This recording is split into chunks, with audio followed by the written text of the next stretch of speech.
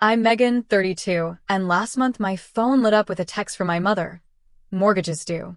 3 years ago, my parents handed their multi-million-dollar construction company, family home, and investment accounts to my younger brother Ryan, saying he deserved it all.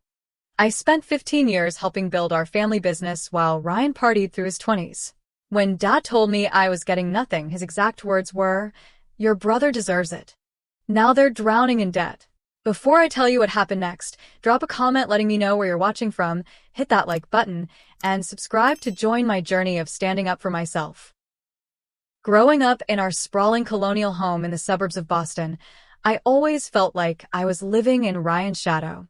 Our family story began with my grandfather, William Patterson, who started Patterson Construction from his garage in 1965. With nothing but determination and a pickup truck, he built it into a respectable local business. When my father Thomas took over in the early 1990s, he expanded it into a regional powerhouse with contracts across New England. I was 7 when Ryan was born. I remember my father's face lighting up in the hospital waiting room when the nurse announced, "It's a boy." That moment set the tone for the next 25 years of family dynamics. Finally, a Patterson to carry on the family name, Dad declared, as if I hadn't existed for the previous 7 years. From the beginning, the difference in how we were treated was subtle but unmistakable. For Ryan's 5th birthday, he received a custom playhouse that Dad had the company crew build in our backyard. For my 12th birthday that same year, I got a cake and a bookstore gift card. When I brought home straight A's on my report card, Mom would say, "That's nice, honey," before turning her attention back to Ryan's C- in math, praising him for improving. My mother Nancy wasn't openly biased, but she enabled my father's favoritism. She was the peacekeeper, always trying to smooth things over with extra attention when Dad wasn't looking. "Your father just has traditional values," she'd whisper after particularly painful instances of favoritism. "He doesn't mean anything by it." By the time I reached high school, I had developed a strategy: excellence. If I couldn't win their affection through existence, perhaps achievement would do the trick. I joined every business-related club, became president of the Future Business Leaders of America chapter, and graduated as salutatorian. Meanwhile, Ryan barely maintained a C average, spending more time at detention than in extracurricular activities. During my sophomore year, I overheard Dad talking with Ryan after he'd been caught drinking at a school dance. "Boys will be boys," Dad said with a laugh. "Just don't get caught next time." 3 months earlier, I'd been grounded for a week for missing curfew by 15 minutes after staying late at a study group. When it came time for college decisions, I specifically chose to major in business management with a focus on construction management. Not because it was my passion, but because I thought it would finally earn my father's respect. I wanted to show him I was serious about the family business. Ryan, on the other hand, bounced between 3 different majors before settling on communications because it was easy. The summer before my senior year of college, I interned at Patterson Construction. I arrived early, stayed late, and absorbed everything I could about estimating, project management, and client relations. Dad barely acknowledged my presence, assigning me to file paperwork while Ryan, home from his sophomore year, was invited to client meetings and job sites. "Ryan needs to learn the business from the ground up," Dad explained when I questioned why my brother was attending executive meetings while I organized the supply closet. The irony was completely lost on him. Despite everything, I loved our family business. I saw its potential and genuinely wanted to be part of its future. Every summer and holiday break, I worked different positions throughout the company. I learned the names of every employee, from the accounting department to the construction crews. I understood their concerns, their processes, and their ideas for improvement. Christmas of my senior year in college, I presented my father with a detailed business plan for expanding Patterson Construction into green building practices. I'd spent months researching industry trends, tax incentives, and potential new client bases. He glanced at the cover, said, "We'll see," and set it aside. Later that night, he spent 2 hours in the den with Ryan, teaching him how to read blueprints even though Ryan showed no interest or aptitude. Mom tried to comfort me afterward. "Your father just connects better with Ryan," she said, patting my hand. "He doesn't know how to relate to a daughter in business." I pointed out that several major construction companies in our area were run by women. She just shrugged and changed the subject. By the time I graduated, I had accepted that I would never be the favorite, but I was determined to prove my worth through results. I believed that actions spoke louder than words, and eventually, my contributions would be undeniable. Looking back now, I recognize the naivety in that hope. No amount of excellence can overcome entrenched favoritism, especially when it's reinforced by traditional gender expectations. Despite everything, I never gave up. Maybe that was my greatest strength or my biggest weakness. I refused to walk away from a family and a business that I loved, even when every sign pointed to the fact that my place in both would always be secondary to my brother's. I worked 3 part-time jobs throughout college to pay for my expenses. Meanwhile, Ryan received a full ride from the bank of mom and dad, complete with a luxury apartment and a new car every 2 years. My parents covered his tuition, rent, meal plan, and gave him a generous monthly allowance that exceeded what many graduates make in their first jobs. When I asked my parents why they wouldn't help me financially, Dad said, "You need to learn the value of hard work." As if Ryan didn't. I graduated summa cum laude with a double major in business administration and construction management. Ryan barely scraped by with a 2.3 GPA in communications after 5.5 years. At my graduation dinner, Dad raised a toast to Megan, who always does things by the book. At Ryan's graduation 6 months later, he wept openly, to my son, who will carry the Patterson name into the future of our business. When I officially joined Patterson Construction after graduation, I was placed in an entry-level estimating position despite my qualifications. My starting salary was lower than recent hires with less education. "You need to understand every aspect of the business from the ground up," Dad explained. 3 weeks later, Ryan was installed in a newly created Vice President of Client Relations role, complete with a corner office and company car. During my first year, I identified nearly $400,000 in potential savings through more efficient material ordering processes. I created a spreadsheet tracking historical pricing from various suppliers and identified patterns that allowed us to negotiate better rates. When I presented my findings in a management meeting, Dad nodded and said, "Interesting," before moving on to Ryan's presentation about hosting a company golf tournament. Despite the constant disappointment, I continued to excel. I became known among the project managers as the person who could solve problems. When material shipments were delayed, I found alternatives. When subcontractors failed to show, I had backups ready to call. I built relationships with everyone from the receptionist to the lead foreman on our biggest projects. One particular project stands out in my memory. We were building a medical office complex with a tight deadline and substantial penalties for late completion. 2 months into construction, our project manager quit unexpectedly. Ryan was supposed to step in, but he was on a 3-week European vacation with friends. Dad was in a panic until I volunteered to take over. I worked 14-hour days for 6 weeks straight. I renegotiated with subcontractors, reorganized the construction schedule to optimize crew time, and personally supervised critical phases of the project. We completed the building 2 days ahead of schedule and under budget. The client was so impressed they immediately contracted us for their next expansion. At the completion ceremony, I stood in the background while Dad and Ryan, who had returned just in time, cut the ribbon. The client CEO specifically asked for me, shook my hand, and said, "This wouldn't have happened without you." Dad overheard and looked momentarily uncomfortable before clapping Ryan on the shoulder and saying, "The Patterson men know how to deliver." Meanwhile, I lived modestly in a small 1-bedroom apartment while Ryan purchased a waterfront condo using his executive compensation package.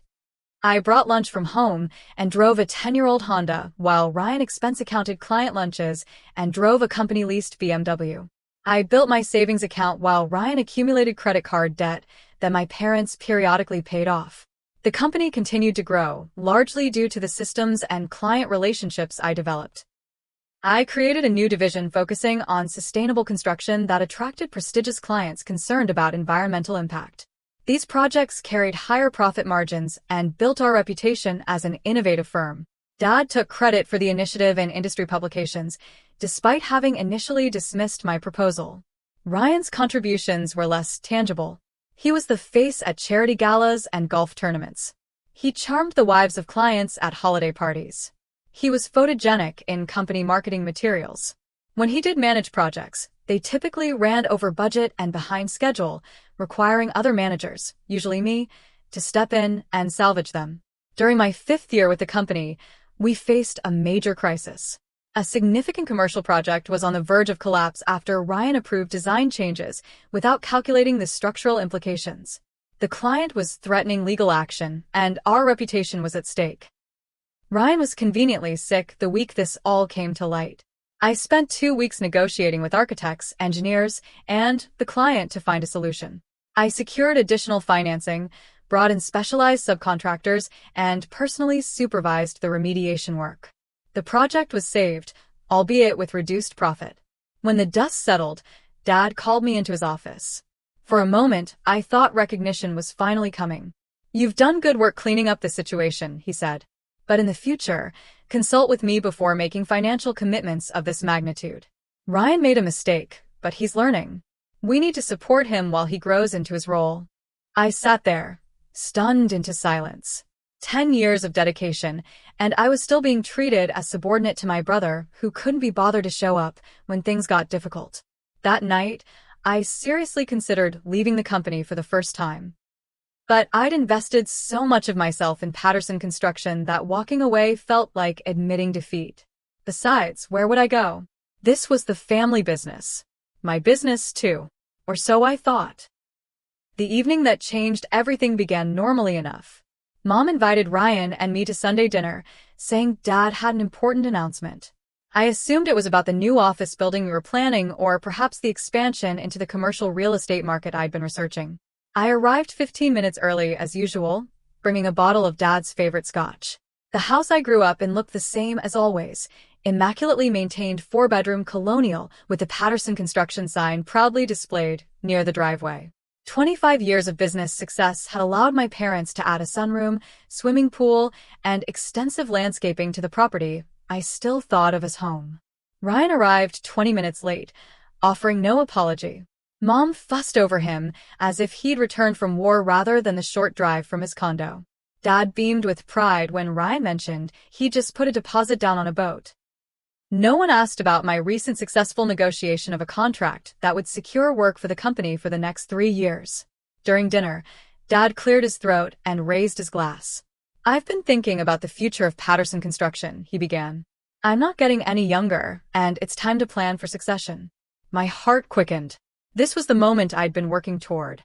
After 15 years of dedication, surely Dad recognized my contributions and commitment. "Your mother and I have decided it's time to start stepping back from day-to-day operations," he continued. "We want to travel, enjoy our golden years, and watch the business continue to thrive under new leadership." I sat up straighter, mentally reviewing the transition plan I'd been quietly developing for years. "Therefore," Dad said, turning toward Ryan, "we've decided to transfer ownership of Patterson Construction to Ryan, effective immediately." The room started spinning. I gripped the edge of the table. "Additionally," Dad continued as if he hadn't just shattered my world, "we'll be transferring the house and our investment accounts to Ryan as well. He'll need these assets to secure the company's future growth." "What about Megan?" Mom asked quietly, the first indication that perhaps this hadn't been a unanimous decision. Dad barely glanced my way. "We're offering Megan a generous severance package in recognition of her years with the company. 3 months' salary and her company car. That's it." I finally found my voice. 15 years of my life, and I get 3 months' pay while Ryan gets everything? "Your brother deserves it," Dad said firmly, his tone indicating the matter was settled. "He's a Patterson man. The company should stay with the family name." "I'm a Patterson too," I said, my voice shaking. "Until you marry," Dad replied dismissively. "Besides, Ryan has a vision for the company's future." Ryan smirked across the table. "Don't worry, sis. I might find a place for you in the new organization. Maybe in HR or something." I looked at Mom, hoping for support, but she stared at her plate. "We just want what's best for the company," she murmured. "What's best for the company?" I stood up, knocking my chair backward. "Ryan doesn't know the first thing about running this business. He can't read a balance sheet, he's never completed a project on time, and half the crews refuse to work with him because he doesn't know what he's talking about." "That's enough." Dad slammed his hand on the table. "This decision is final.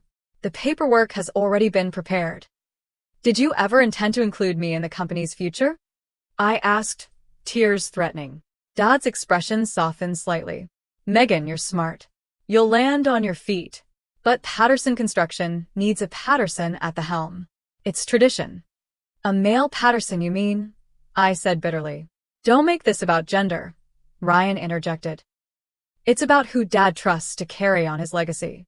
I looked around the table at my family, Dad resolute in his decision, Mom unwilling to challenge him, Ryan barely containing his triumph. 32 years of trying to prove myself, of loving people who would never value me equally, crashed down around me. Congratulations on your retirement, I said coldly to my parents. And congratulations on your inheritance, I added to Ryan. I hope you all get exactly what you deserve. I walked out without looking back, ignoring my mother's calls to return. In my car, I finally let the tears come, not just for the lost inheritance, but for the recognition I'd never receive. For the wasted years trying to earn love that should have been unconditional. The next morning, I submitted my resignation effective immediately. Dad called, not to apologize, but to remind me about the non-compete clause in my employment contract. You can't work for any competitor within 100 miles for 2 years, he said, as if that was his primary concern. I wouldn't dream of it, I replied before hanging up. I cleared out my office on a Sunday when no one would be there. 15 years of work fit into 2 cardboard boxes. As I took one last look at the company I'd helped build, I made myself a promise. I would never again allow my worth to be determined by someone else's inability to see it. The first month after leaving Patterson Construction was the hardest. I rented a furnished apartment in Chicago, as far from Boston as I could reasonably go while still staying in the construction industry. Each morning, I woke up questioning my decision. Each night, I reminded myself that staying would have slowly destroyed my soul.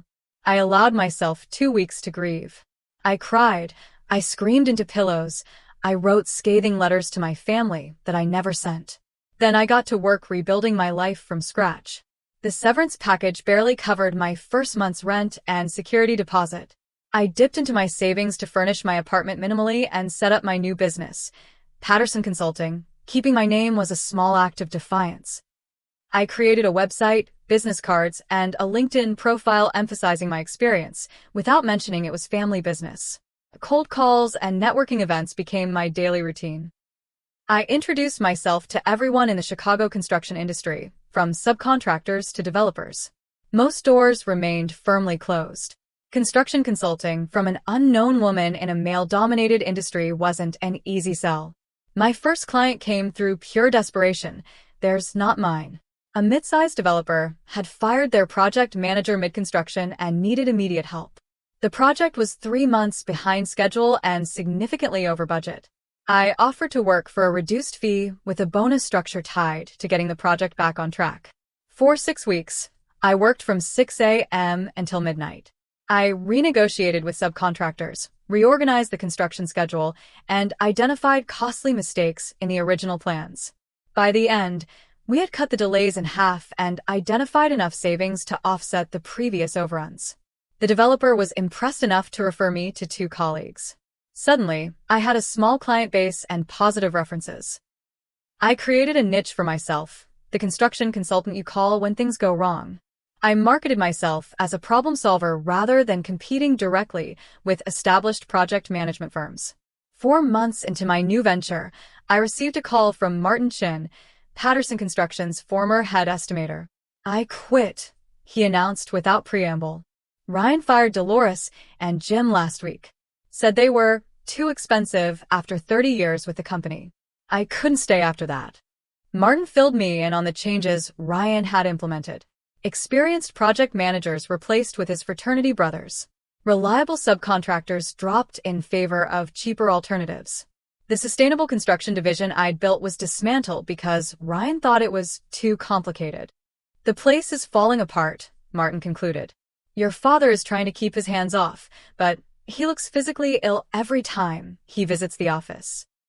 I thanked Martin for the information, but maintained my boundary. Their business was no longer my concern. Still, I couldn't help but feel validated by the news. It wasn't personal satisfaction I felt, but professional vindication. The skills and knowledge I'd brought to Patterson Construction had been valuable, whether my family recognized it or not. As my first year in Chicago progressed, so did my business. I hired 2 assistants and moved into a small but professional office space.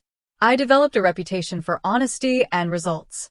Unlike my father, who believed in hierarchical management, I created collaborative relationships with clients. I explained my recommendations clearly and involved them in decisions rather than dictating terms. This approach resonated particularly well with female developers and project owners, a growing demographic in the industry. By my 15th month in Chicago, I had a waiting list of clients and was considering expanding my team. Meanwhile, updates from former colleagues painted an increasingly dire picture of Patterson Construction. Ryan had secured several large contracts by underbidding competitors, not realizing the projects would operate at a loss. Quality issues emerged as inexperienced managers failed to properly supervise subcontractors. 2 major clients had filed lawsuits over delays and defects. I maintained professional distance from these problems, but I couldn't help feeling a twinge of sadness. Patterson Construction had been my grandfather's legacy. Hundreds of families depended on the company for their livelihoods. Ryan's mismanagement wasn't just hurting our family, it was affecting innocent employees who had been loyal for decades. One evening, I received an email from Barbara, my parents' neighbor for 20 years. She wrote that there were rumors about my parents experiencing financial difficulties. Their country club membership had lapsed, and they had canceled their annual vacation. The company trucks no longer had the Patterson logo prominently displayed. Instead, they were plain white with minimal identification. I nearly called my mother that night, but stopped myself. They had made their choice. They had entrusted everything to Ryan, believing that sharing their DNA and gender made him more worthy than my years of demonstrated competence. Whatever consequences came from that decision were theirs to bear. Instead, I channeled my energy into growing my business. I expanded into preventative consulting, helping developers avoid the costly mistakes I'd seen repeatedly in troubled projects. I developed a training program for new project managers based on practical experience rather than textbook theories. I hired 3 more consultants, all women with extensive construction experience who had faced similar barriers in traditional companies. By the end of my 2nd year in Chicago, Patterson Consulting had become a respected name in the Midwest construction industry.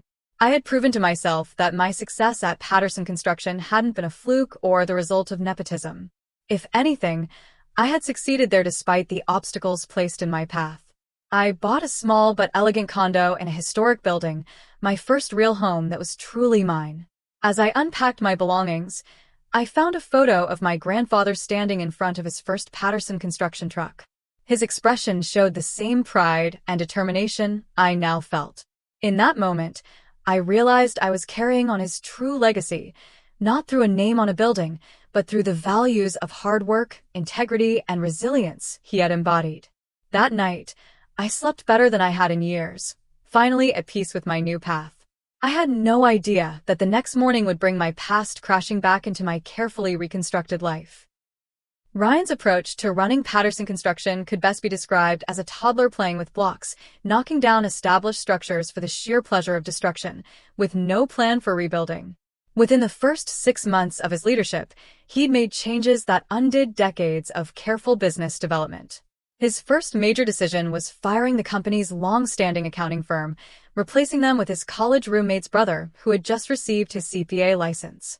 The new accountant, eager to please and inexperienced with construction industry specifics, failed to properly track job costs across multiple projects.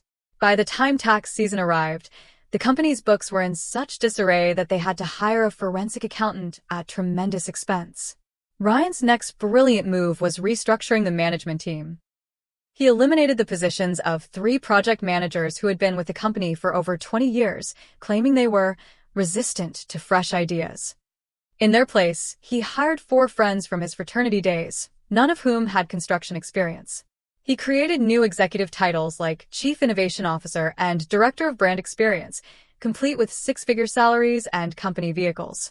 The Patterson Construction Office, once a model of efficient operation, transformed into something resembling a frat house. Ryan installed a ping-pong table and kegerator in the conference room, claiming it would boost creativity. Monday morning staff meetings were replaced with vision sessions, where Ryan would ramble about his ideas for company expansion while his newly hired executives nodded enthusiastically. Meanwhile, actual construction projects floundered without proper oversight. The green building division I had established, which accounted for nearly 30% of company revenue, was dismantled because Ryan found the certification requirements too complicated. Long-standing clients who had specifically sought out Patterson Construction for sustainable building options took their business elsewhere. Ryan's approach to winning new business was equally disastrous. He slashed bid prices to undercut competitors without understanding the actual costs involved. Patterson Construction began securing contracts that were guaranteed to operate at a loss before the first shovel hit dirt. When estimators tried to explain the problem, Ryan accused them of being negative and not seeing the big picture of growing market share. The company fleet, once maintained on a careful schedule, fell into disrepair as Ryan redirected the maintenance budget to lease a new Porsche as his client development vehicle. Equipment began breaking down on job sites, causing delays that triggered penalty clauses in contracts. Subcontractors who had worked with Patterson Construction for generations found themselves waiting 90 days for payment instead of the standard 30. Many refused to take on new Patterson projects, forcing Ryan to hire unknown subcontractors whose work quality was inconsistent at best. By the 9-month mark, the company's cash reserves, built up over decades of careful management, had been depleted. Ryan began using the company's line of credit to cover regular operating expenses, a cardinal sin in construction management. Interest payments alone were eating up thousands each month. My parents, who had planned to enjoy a comfortable retirement, found themselves increasingly drawn back into the business as problems multiplied. Dad would stop by job sites, wincing at obvious quality issues, but hesitant to undermine his son's authority. Mom started handling accounts payable again when vendors began calling the house demanding payment. Still, they made excuses for Ryan's performance. He's still earning, Dad would tell concerned employees. The market is challenging right now, Mom would explain to friends when they asked why Patterson trucks were disappearing from local job sites. The company's reputation, built over 3 generations, eroded rapidly. General contractors who had previously specified Patterson for their projects began looking elsewhere. The company's bonding capacity, its ability to secure the performance bonds required for larger projects, was downgraded due to financial instability, limiting the size of projects they could bid on. 12 months into Ryan's leadership, the first lawsuit arrived. A commercial client sued for substantial damages when structural issues emerged in a recently completed office building. Investigation revealed that Ryan had approved substituting lower-grade materials than those specified in the contract to save costs. The company's insurance carrier initially denied the claim, citing willful negligence. A second lawsuit followed when an apartment complex Patterson had built developed extensive water damage. The source was traced to improperly installed flashing, a basic construction element that any experienced project manager would have verified. The settlement depleted what remained of the company's cash reserves. Around the 15-month mark, Ryan made his most catastrophic decision.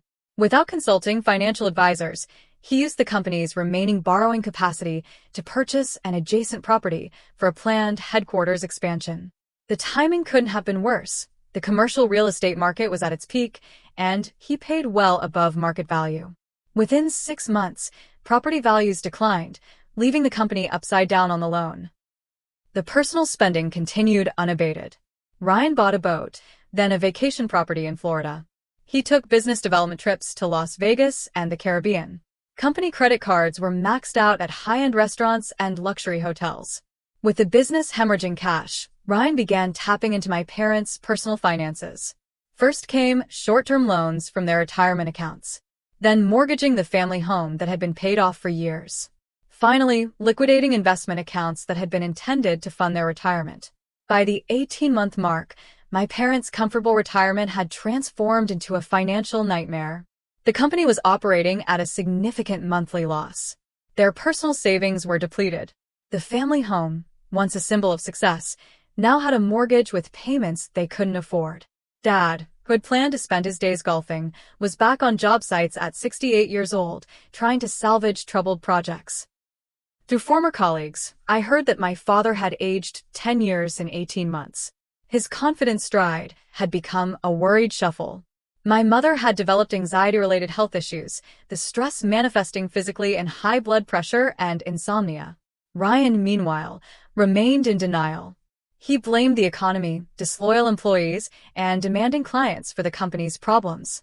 He refused to acknowledge his role in the disaster, continuing to draw his executive salary even as the company fell behind on payroll for regular employees.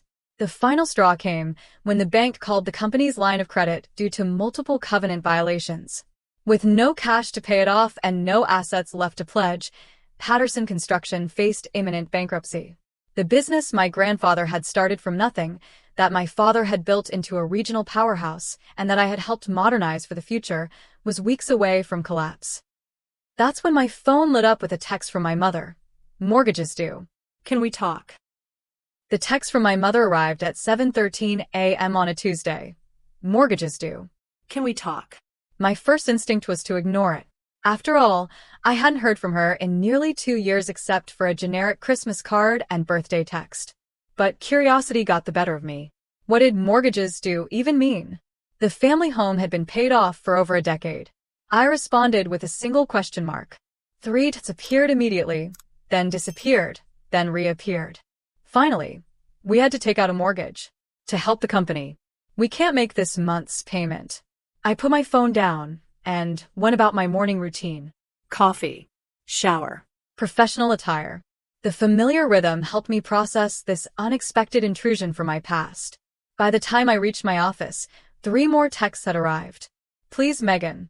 We're in trouble. Ryan says it's temporary. Your father won't admit it, but we need help." I muted the conversation and focused on my day's appointments. I had a prospective client meeting, 2 project site visits, and a proposal to finalize. My business was thriving precisely because I maintained professional boundaries and focused on solutions rather than drama. My family's financial problems were not my emergency.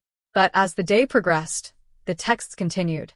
By afternoon, even my father had messaged, "We need to talk. Business matter." Coming from a man who had effectively disowned me from the family business, the irony was almost laughable. After my last meeting, I sat in my office overlooking the Chicago skyline and contemplated my options. I could continue ignoring them, which would be justifiable given our history. I could send money to cover the mortgage payment, which would enable their dysfunction without addressing the underlying issues. Or I could engage, but set clear boundaries. I decided on the third option, not out of family obligation, but professional curiosity. How bad had things actually gotten? I called my mother at exactly 5:30 p.m. She answered on the first ring. "Megan, thank God. I've been waiting all day." "I had meetings," I said neutrally. "What's going on with the mortgage?" What followed was a 20-minute monologue of financial disaster. The house had been mortgaged to secure a business loan when the company's credit was downgraded. That loan had been used to cover losses on 3 major projects that Ryan had underbid. The monthly payment was $4,300, substantial for a couple whose retirement income had been decimated by Ryan's business loans from their personal accounts. "We're 3 months behind," Mom admitted. "The bank called yesterday. They're starting foreclosure proceedings next week if we don't catch up." "Where's Ryan in all this?" I asked. A pause. "He's trying his best," she said unconvincingly. "The market is challenging right now." "Mom, I work in the same industry. The market is booming. Well-run construction companies can't hire fast enough to keep up with demand." Another pause, longer this time. "Your father would like to speak with you," she said finally, passing the phone. Dad's voice had aged, the once authoritative tone now wavering slightly. "Megan, thank you for calling." "I'm listening," I said, neither hostile nor welcoming. He cleared his throat. "The situation at Patterson Construction has become complicated. We're facing some temporary cash flow issues that have affected our personal finances."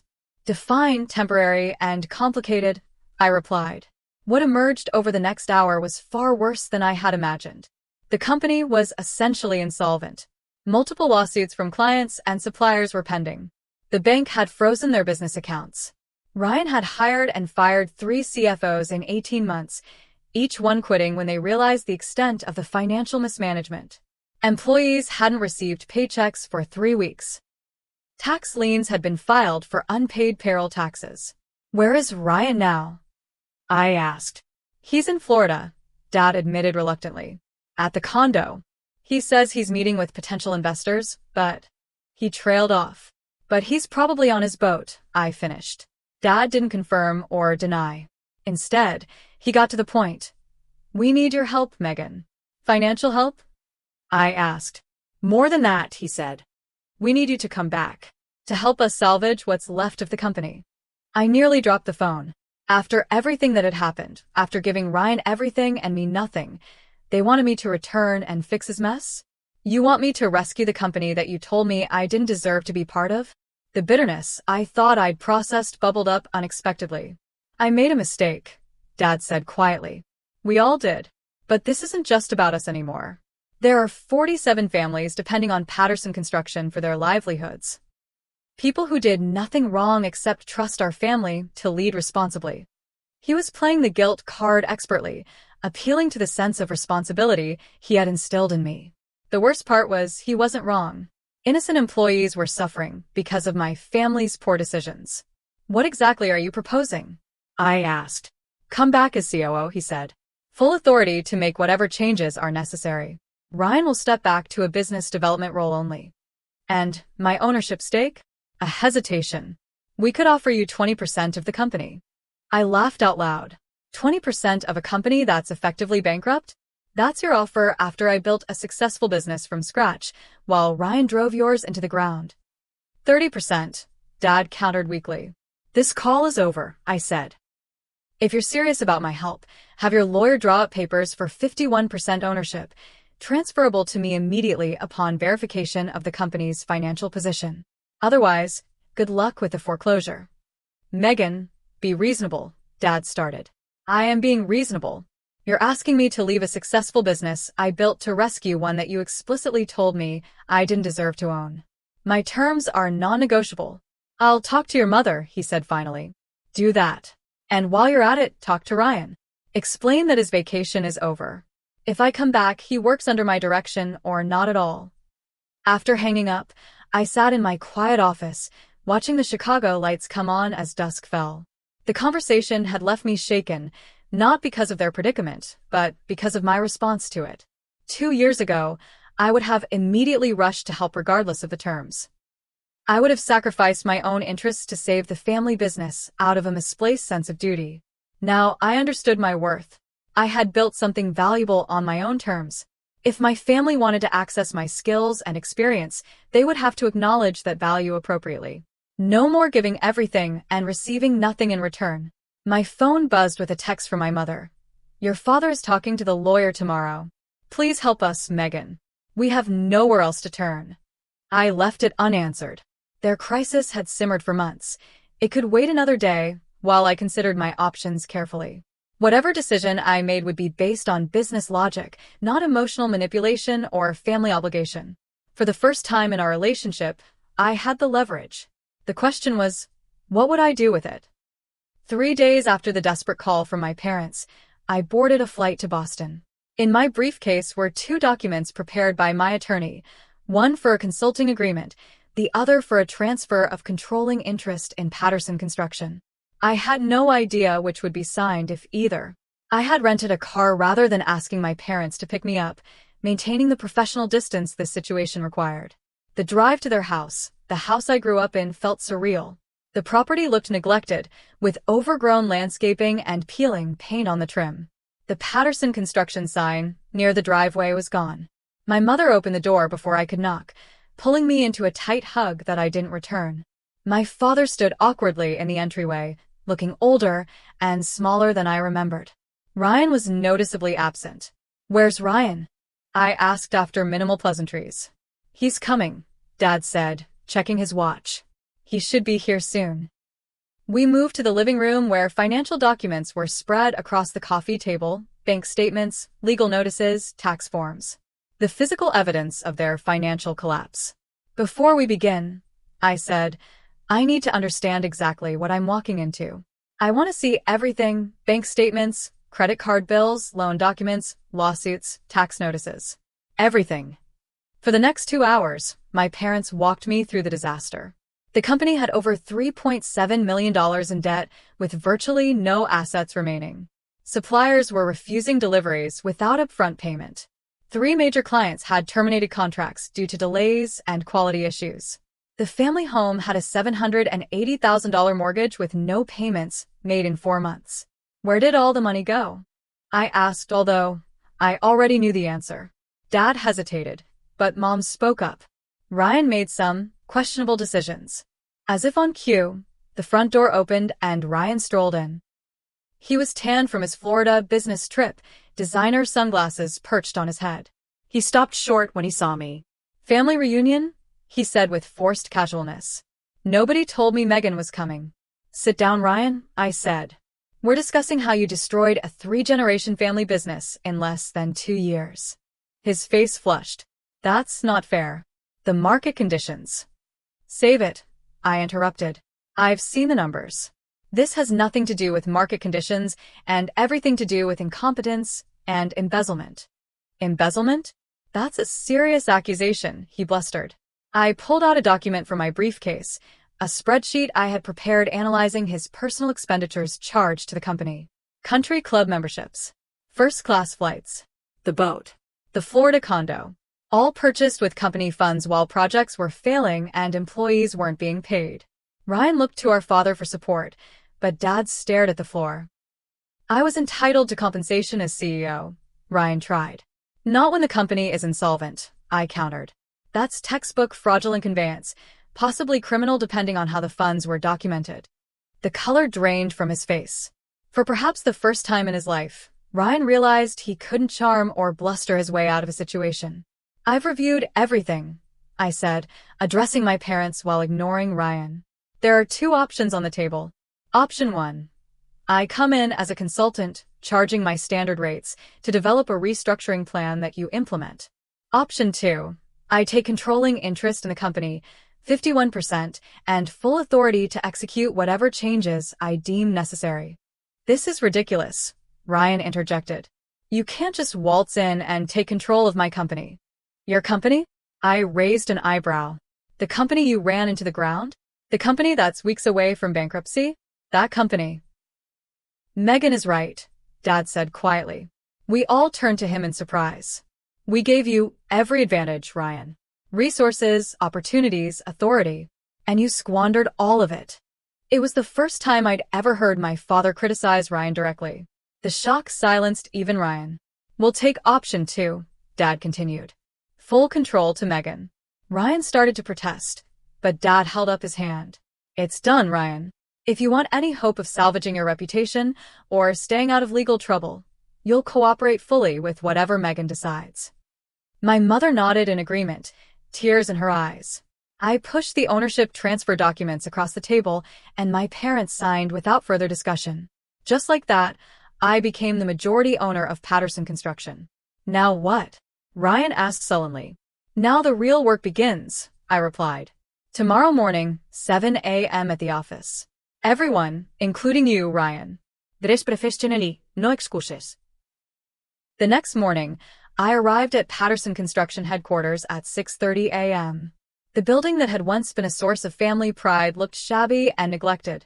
Inside was worse: disorganized paperwork, outdated computers, empty desks where longtime employees had once sat. My parents arrived at 6:50, Ryan at 7:20 with a coffee in hand and no apology for his tardiness. I gathered them in the conference room, now devoid of the ping-pong table but still bearing scuff marks on the walls. "Here's how this works," I began. "This is a rescue operation, not a family reunion. I'll make decisions based on what's best for the company's survival, not anyone's feelings or expectations. Anyone who can't accept that should leave now." No one moved. "Good. First order of business, Ryan. You're removed from all operational and financial responsibilities, effective immediately. You'll work exclusively in client relations under my direct supervision. Your salary is reduced to match other department heads. Company credit cards canceled. Company car returned. Florida condo sold." Ryan started to protest, but Dad placed a warning hand on his arm. He subsided, glaring at me. "Mom and Dad, you'll serve in advisory capacities only. You have institutional knowledge that's valuable, but no decision-making authority. Your retirement benefits are suspended until the company is profitable again. My mother nodded. My father looked pained, but didn't object. I've contacted key former employees who were terminated or quit under Ryan's leadership.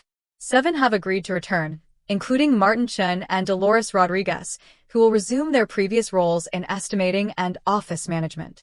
I outlined the rest of my restructuring plan, renegotiating with creditors, meeting personally with dissatisfied clients, implementing strict financial controls, and selling non-essential assets to generate operating capital. I made it clear that the recovery would be painful and required sacrifices from everyone. Over the next 3 months, I split my time between Chicago, where my assistant managed ongoing Patterson consulting projects, and Boston, where I implemented the rescue plan. I worked 16-hour days, 7 days a week.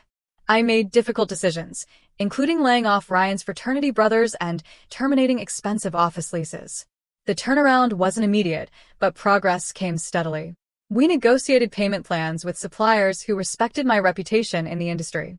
2 major clients agreed to reinstate contracts with revised timelines after I personally guaranteed quality oversight. The bank restructured loans based on our realistic recovery plan. Ryan, to my surprise, proved somewhat useful once limited to client relations only. Stripped of financial authority, but still able to charm potential clients, he secured several small but profitable projects that helped stabilize cash flow. He seemed humbled by the experience of nearly losing everything, though I remained cautious about his newfound responsibility. 6 months into the rescue operation, Patterson Construction was stable, not thriving, but no longer at imminent risk of collapse. I had established systems and training that allowed me to scale back my direct involvement. My parents had downsized to a smaller home, using the proceeds from selling their overmortgaged property to eliminate personal debt. As for me, I maintained majority ownership, but hired an experienced construction executive to handle day-to-day operations in Boston while I returned to my Chicago business full-time. I had proven what I needed to prove, to my family and to myself. The most significant change wasn't in the company's financial statements, but in my family's dynamics. My father, who had once dismissed my contributions, now consulted me on every major decision. My mother, who had enabled years of favoritism, apologized tearfully during a private dinner. Even Ryan acknowledged, albeit reluctantly, that the company would have disappeared without my intervention. But the most important transformation was internal. I no longer needed their approval or recognition to validate my worth. I had built a successful business on my own terms, then rescued the family company on my terms. My sense of value came from within, not from external validation. A year after that desperate text about the mortgage, I received another message from my mother. The company showed a profit this quarter. Thank you for saving our legacy. I smiled at the message but didn't immediately reply. Instead, I looked around my Chicago office, at the business I had built from nothing, at the team I had assembled based on merit rather than nepotism. This was my legacy, not a name on a building or a company passed down through generations, but the knowledge that I had created something valuable through my own efforts. Later that evening, I finally replied to my mother. It was never about the legacy. It was about recognizing worth where it exists, not where tradition dictates it should be. I'm glad you finally see that. The journey from being the overlooked daughter to the company's savior taught me lessons no business school could provide. That sometimes losing everything is the only way to discover your true value. That standing firm in your worth isn't selfish, it's necessary. And most importantly, that the opinions of others, even family, don't define your capabilities or potential. So what about you? Have you ever had to prove your worth to people who should have recognized it all along? Have you had to create boundaries with family to protect your self-respect? I'd love to hear your stories in the comments below. Don't forget to like this video and subscribe to my channel for more real-life experiences and lessons learned the hard way. Remember, sometimes the people who should support you the most are the ones who see your value least, until you show them exactly what they stand to lose. Thank you for joining me on this journey, and I'll see you in the next video.